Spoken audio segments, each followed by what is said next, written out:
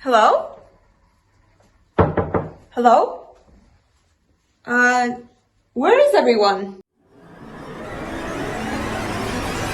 I'm completely home alone for the weekend in my flat in England.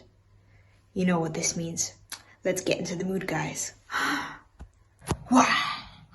Nice and dark and spooky as I like it. Well, hello my friends and welcome to another video. My name is Isa Winek, aka Isa Warrior Girl, and I'm an aspiring film and TV actress, martial arts and stage combatant, as well as a curious mind who wishes to evolve and awaken the warrior within. As some of you might know, I'm coming to you from England where I'm studying abroad, going on amazing adventures, crazy journeys, and just exploring not only the outside world, but also discovering much more about myself through the process. If you're curious where my journey has led me so far, I'm linking my playlist right over here so you could take a look at what England showed me and what have I gone through. But back to tonight. So I'm coming to you in this rather spooky and eerie evening because both my flatmates are actually in London doing exams or visiting family. And in light of the interesting, creepy atmosphere, I got a little curious. Through my time in England, I've become very accustomed to the folklore and I started reading some myths and legends and interesting aspects of the culture that are just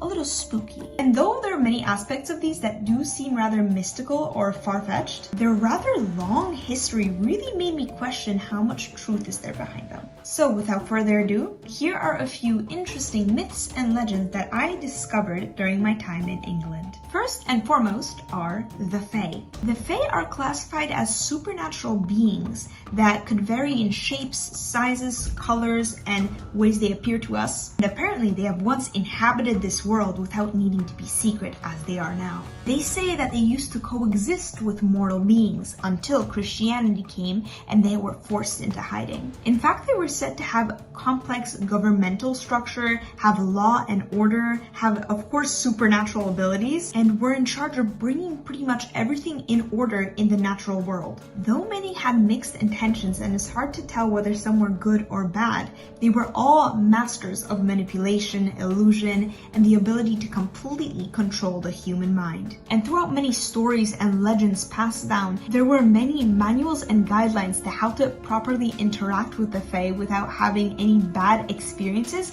and how to maintain that good, mutual, respectful communication. I personally found this interesting because I don't think there was really any other specific accounts in history that were so detailed that said that there was another civilization that was more advanced and more powerful with these supernatural abilities. And it's funny how Fae turned into fairies nowadays. It's almost like saying that Tinkerbell has like Thanos' powers. So, legend number 2 is the Dragon of Newcastle. I was really intrigued by this one because I love dragons and Newcastle is the place that I'm staying at. The legend goes that apparently in 1275 AD, there were some historic statements and accounts of a great dragon disturbing the public. It was written that on St. Nicholas Eve, which was September 5th at the time, that there were great earthquakes that fell on Newcastle and dreadful thunder and lightning. It was said that there was some sort of great beast that emitted fire and caused a great disturbance during that time. When I made more research about it, there were even Scottish texts that said that there were some sort of comets in the sky during that time that gave the illusion that appeared that there was some sort of dragon flying overhead, and people literally thought that this was a dragon coming to attack and destroy Newcastle. I found this also really cool because if you think about it, this was the first documented dragon sighting pretty much in history other than just like myths and legends. So guys, there's proof that dragons exist! So on a historical note, the next legend I found very interesting was the Drum of Sir Francis Drake. Now, I personally really like this one because when I performed in the New York Renaissance Fair, I played a thief and I would often steal from royalty. And one of the people in the royal court was Sir Francis Drake. And I remember it was an interesting, clever bit where I just was very sneaky and I stole his Spanish silver. And then he ended up chasing me through all the crowds of people just yelling really loudly, "Stop, thief!" Oh, those were actually fun memories. But nevertheless, Sir Francis Drake was actually a famous explorer and adventurer, and also privateer, which means basically a pirate for hire, who was employed by Queen Elizabeth I. He actually led a very impressive career, being the first person to ever accomplish circumnavigation, which basically means that he was the first one to voyage all around the world and survive, because apparently Magellan did it first, which was another historical figure, but he died in the process. Not only that, but he was very well known for stealing and just obliterating the Spanish fleet, which actually greatly helped England stay in power and control the seas. So apparently accounts and records state that Sir Francis Drake would carry this little drum with him that was almost like a good luck charm that he personally felt was very valuable and protected him during his voyages in the seas and his different conquests. Now, according to historical accounts, they say that on his deathbed, Sir Francis Drake ordered that drum to be taken back to England, and that if ever there was any peril, big war, or event that the state was in danger, all someone had to do was beat that drum and he would come back to life to help save England. According to some historical accounts, they say that during wars or times of battle or whenever England was actually in a state of peril, apparently people have said that they have heard that very drum beating, which basically means that Sir Francis Drake was summoned to come back to life. But we all wonder, where could he actually be? You know, after all, I did steal from him at the New York Renaissance Fair. Wait, what?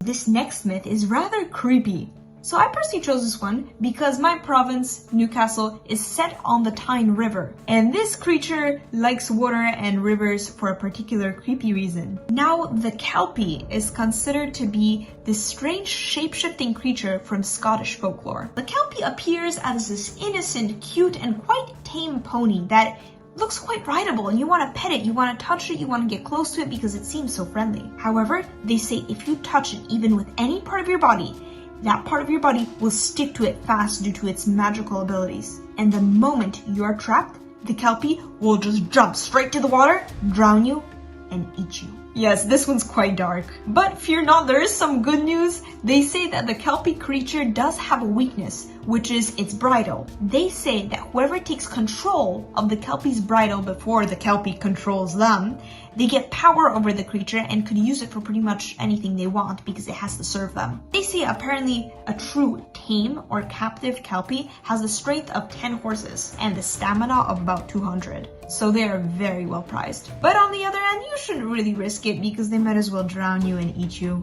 Oh my, so we probably know where that cute horse from Frozen came from. But to end it on a more cute and positive note, my last most interesting creature of legends in England I found are the Bogarts and Brownies. Now, Bogarts and Brownies are pretty much little imps and little gnomes who live in or around your home. Now, unlike Fae, they don't have any crazy abilities or hidden agendas or like this crazy intelligence that they can manipulate you, but they're considered to be a little more simple-minded but innocent and childlike. And legend has it that if you know of any Bogarts or Brownies that are in your area and you leave out a bowl of milk or cream, they're going to clean your house and tidy it up and take care of it. Not only that, but they're said to ward off pests and any people who intend to bother you. However, just like the Fae, it is said that it's very crucial that you do respect them and give them some sort of deference. And if you're mean and you don't, they will follow you wherever you go and will annoy you apparently for the rest of your life. So when it comes to magical creatures in general, just be on good terms and be nice to them.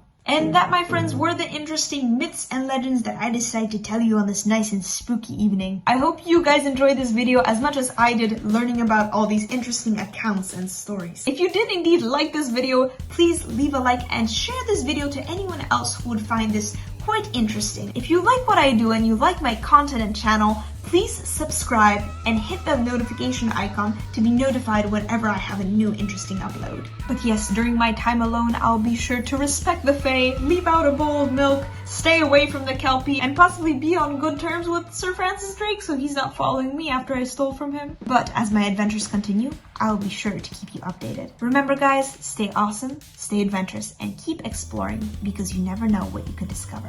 Have a great night guys, and see you soon. Bye!